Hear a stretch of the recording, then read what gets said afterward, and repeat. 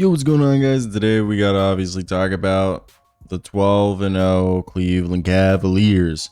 They are the 8th team in NBA history to go 12-0, and two of those teams won an NBA championship, and I believe 3 or 4 of the teams went to an NBA Finals that went 12-0. So before we start today's video, I want to hear your thoughts down below in the comment section.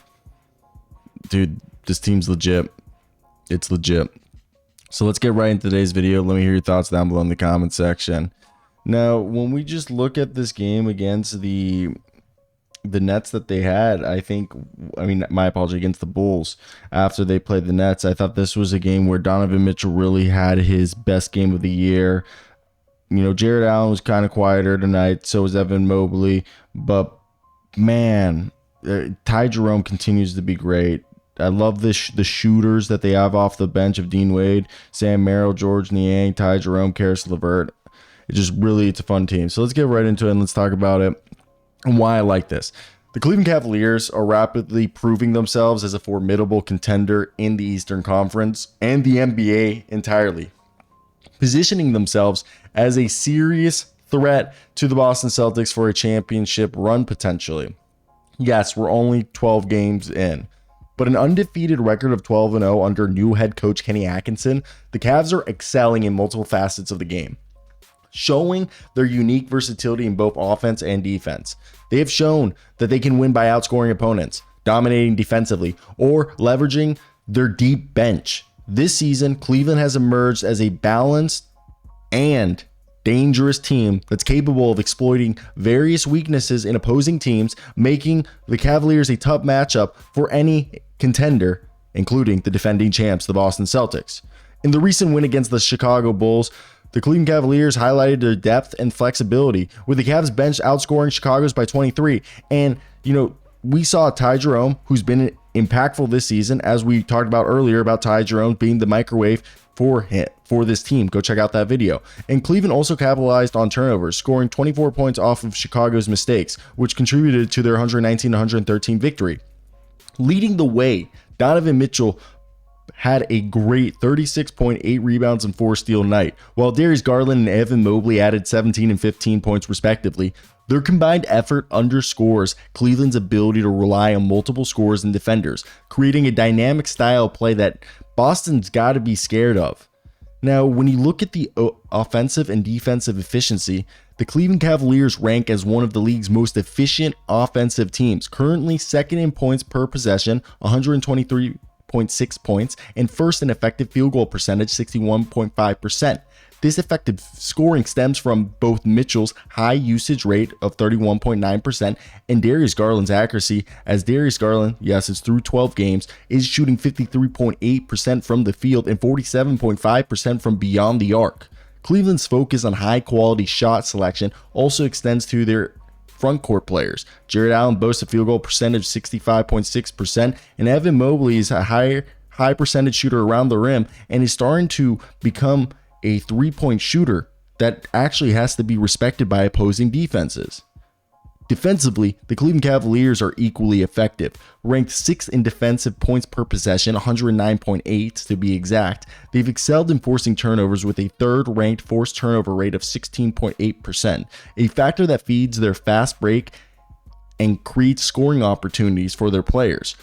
Players like Karis LeVert and Isaac Okoro have been helping out on this end. LeVert boasts a team-leading on-court impact differential of plus 24.1. Meanwhile, Okoro's defensive versatility and hustle, ranking in the 84th percentile in points per possession allowed, is another reason why this Cavs perimeter defense is thriving. Now, Cavs have had a great bench, and this is something that few teams can match. Ty Jerome is filling the void that Ricky Rubio left. And I wish Ricky Rubio had stayed, but Ty Jerome is a valuable player who I can't believe he was just on the back end of the bench for JB Bickerstaff. This man right now is averaging about 10 points. Obviously, he's shooting a blistering hot 61.5% from the field and 3-point shooting like 57%. As those numbers go down, he's got Sam Merrill and George Niang, who each are shooting 40% and 47% from this, as whenever Mitchell and Garland sit down, they're able to continue to have this offensive pressure due to the barrage of three-point shots they're able to let go. Now, analyzing the Cavaliers' best performing lineups will kind of show their adaptability. Their lineup of Darius Garland, Donovan Mitchell, Caris LeVert, and Evan Mobley, Jared Allen boasts a plus 61.3 net rating and features a stellar offensive rating of 172.0. Obviously, those are very skewed minutes, and like you'll see, I think another one you got to see is the Darius Garland, Caris LeVert, Georges Niang, Sam Merrill, Jared Allen, which effectively mixes and matches their rebounding and just super barrage three-point shooting. Like, this is kind of the lineup they run sometimes when Jerome isn't out there, and then they'll take out Garland and put in Jerome and run like a Jerome, LeVert, Merrill, Niang, Allen rotation, or take out Allen and put in Evan Mobley. And sometimes, we'll see a little Dean Wade. And I think this efficient offense could really allow the Cavaliers to tailor their rotations to exploit mismatches when competing against a three-point dominant team like the Celtics. And we've seen the Celtics struggle against teams that have good rebounding players. Like last year, the Celtics struggled against the Orlando Magic. I think the Cavaliers can recreate that easily. And individually, Donovan Mitchell and Darius Garland have been instrumental in the team's offensive flow. Despite showing slightly negative on-court differentials, both players contribute substantially scoring and playmaking. Garland's 97th percentile ranking in effective field goal percentage, 65.6%, speaks volume by itself, while Donovan Mitchell's three-level scoring ability to create his own space as well as allow Mobley and Allen to roam around and find their spots is huge. While Caris LeVert has shown a rare blend of scoring and playmaking with a high in assist to usage ratios, which for a guy who's, had his inconsistencies, you can see Kenny Atkinson is trusting him with the team's ball movement and offensive creation at times, especially as a six man. So it's really, really fun to watch that. And then on the defensive end, you're seeing Evan Mobley and Jared Allen protecting the paint. Mobley's 3.1% block rate, placed in the 88th percentile, and Allen's rebounding efficiency, especially on the defensive end, is the 99th percentile. Just literally physically imposing their will against opponents and stopping opponents from getting second chance opportunities. And the duo's ability to alter shots, box out guys, and secure rebounds, especially in critical fourth quarter moments against teams that do have interior dominant front court players like the Celtics with Al Horford, Xavier Tillman, Kristaps Porzingis, Luke Cornett, Neemias Queta. The defensive presence in the paint is going to be something that's huge. And the Cavaliers' performance has been awesome. This is huge because this is a team that, Cleveland ranks 29th in free throw rate offensively, that they should try to get to the free throw line more. That's something that's going to be needed for the playoffs. And their 23.4% offensive rebound percentage was 28th in the league. They should get better at rebounding, even though they're hitting their shots at a high rate. So that could be probably part of the reason of that. Plus, Evan Mobley and Jared Allen have historically been really good offensive rebounders.